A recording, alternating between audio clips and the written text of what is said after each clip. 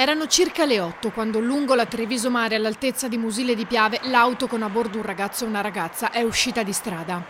L'auto con i due ragazzi a bordo è uscita di strada, qui in questo fossato. Sull'erba si vedono i segni delle ruote che sono passate, la loro corsa è terminata poco più avanti.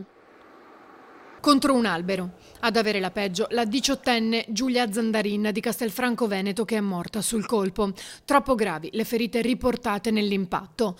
Alla guida c'era Alberto Antonello, 19 anni, fratello di Andrea, il ragazzo autistico divenuto famoso per i suoi viaggi in moto col papà Franco, la cui storia è divenuta prima un libro, poi un film dal forte messaggio sociale.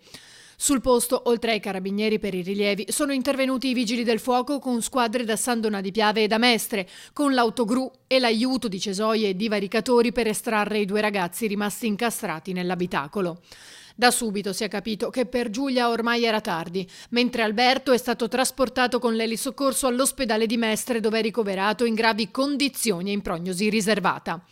Con tutta probabilità i due stavano rientrando a casa dopo aver trascorso la notte di Halloween in una discoteca di Jesolo.